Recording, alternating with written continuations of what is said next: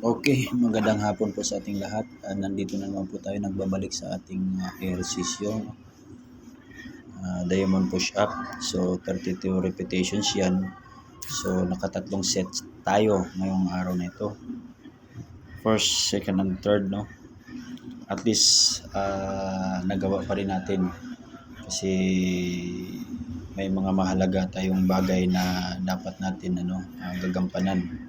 Buti na lang nakapagtuloy-tuloy tayo ng ng exercise sa araw nito. So tingnan niyo si Lods. Oh, para siyang parang rubber, no. Talon-talon.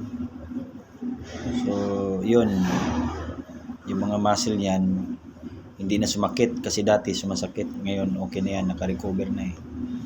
So ganyan lang, no. Yan eh. Sige Lods, bira lang.